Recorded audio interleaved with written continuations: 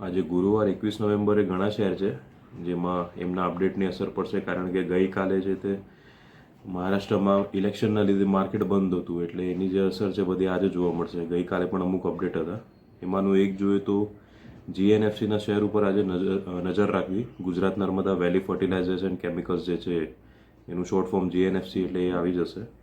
હવે આમની છે ને ભરૂચમાં એક સાઇટ હતી, ત્યાં એમને છે તે એસિટિક એસિડ પ્લાન્ટ સ્થાપવા માટે એક કંપની સાથે એમઓયુ કર્યા છે.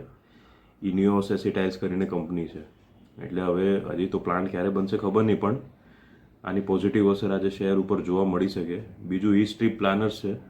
હવે કંપની એવું કહે છે કે આ ટ્રાવેલ સેગમેન્ટની પર્યાવરણ ઉપર બી પ્રતિકૂળ અસર પડે તો એ ઘટાડવા માટે અને ઇકો ફ્રેન્ડલી ગ્રીન ટ્રાવેલને પ્રમોટ કરવા માટે અમે છે તે BNZ ગ્રીન સાથે પાર્ટનરશિપ કરી છે. આમ તો પોઝિટિવ ન્યૂઝ છે, કદાચ આની અસર પડે શેર ઉપર આજે. ત્રીજું ગોદરેજ પ્રોપર્ટીઝ છે. આપણે કલકત્તામાં 53 એકરની જમીન ખરીદી લીધી છે અને હવે ત્યાં રેસિડેન્શિયલ પ્રોજેક્ટ ઊભો કરશે અને કંપની કહે છે કે આ પ્રોજેક્ટથી 500 કરોડની કમાણી થઈ જશે, આગળ જતાં રેવન્યુ થઈ જશે અમારી. એટલે આજે આ શેર બી રડારમાં રહેશે. ચોથું છે તાતા પાવર કંપની. હવે ભૂતાનમાં છે તે ક્લીન એનર્જી જનરેશન કેપેસિટી કરવાની છે, ઊભી કરવાની છે 5000 મેગાવોટની. એના માટે કંપનીએ છે તે ત્યાંની જે એકમાત્ર યુટિલિટી કંપની છે ડ્રગ ગ્રીન પાવર કોર્પોરેશન, એમની સાથે પાર્ટનરશિપ કરી છે. એટલે આ શહેરમાં બી આજે વધારો જોવા મળી શકે.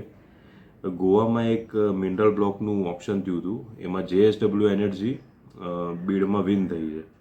એટલે આ જે કોડલી મિનરલ બ્લોક કરીને હતું એમાં કહે છે કે ખનિજ લોખંડ બહુ છે, 4.85 કરોડ ટન આયર્ન ઓર છે, એટલે કે ખનિજ લોખંડ છે. એટલે આ શેર બી આજે શેર ભાવ વધી શકે, કેમ કે કંપનીનું કામકાજ વધશે નક્કી છે, ઓપ્શનમાં આવી છે. એટલે એજીસ લોજિસ્ટિક્સ છે, એમની જે કંપની છે, એક સબસિડરી કંપની છે, એમણે સેબીમાં અરજી કરી છે IPO માટે. એમની કંપની છે એજીસ વોપેક ટર્મિનલ્સ કરીને.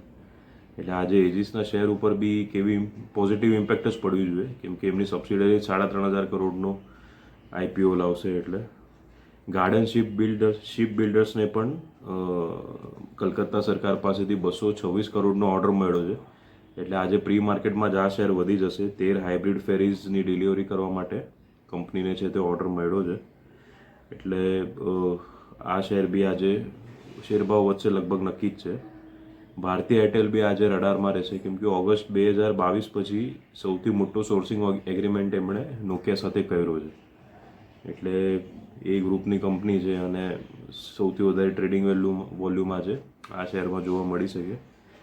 અને એક પેટીએમનું બધાને ખબર જ છે કે પેટીએમે જે હમણાં ઇન્ટરનેશનલ UPI લોન્ચ કર્યું, એટલે પેટીએમની એપથી જે ઇન્ડિયન ભારતીય નાગરિકો છે એ લોકો UAE, France, Mauritius, Singapore, Bhutan અને નેપાળમાં કેશલેસ પેમેન્ટ કરી શકશે UPIની એપથી. તો આની પોઝિટિવ અસર એમની જે પેરેન્ટ કંપની છે 197 કમ્યુનિકેશન્સ, એના ઉપર જોવા મળી શકે. એક શેરથી આજે બચીને રહેવું સિપ્લાથી, કારણ કે અમેરિકન માર્કેટમાં એમની એક દવા હતી, એના 1875 બોક્સ એમણે રિકોલ કરવા પડ્યા. ત્યાંની જે દવા નિયામક છે US FDA કહેવાય છે, એમણે ઓર્ડર આપ્યો હતો એટલે. અને બીજું સૌથી વધારે ટ્રેડિંગ વોલ્યુમ આજે જોવા મળી શકે મંગલ કોમ સોલ્યુશન્સમાં, NSE સેગમેન્ટમાં, કેમ કે આજે આ કંપની છે તે લિસ્ટ થવાની છે. હવે આજે પણ માર્કેટ ડાઉન રહે એવું જ લાગે છે, કારણ કે ગઈકાલે રાતના અમેરિકન ડાઉન હતા, યુરોપ ડાઉન હતું. આજે સવારે એશિયામાં છે તે સિંગાપુર, હોંગકોંગ, સાઉથ કોરિયા અને ઇન્ડોનેશિયા પ્લસમાં છે, પણ ચીન, થાઇલેન્ડ, તાઇવાન અને જપાન માઇનસમાં છે. અને મેઇન તો આપણું જે ગિફ્ટ નિફ્ટી છે એ જ 8.5 0.68% માઇનસમાં હતું. એટલે આજે હોપ તો દેખાતી નથી, પણ પછી માર્કેટ ચાલુ થઈ જાય એ પછી રિકવરી જોવા મળી શકે.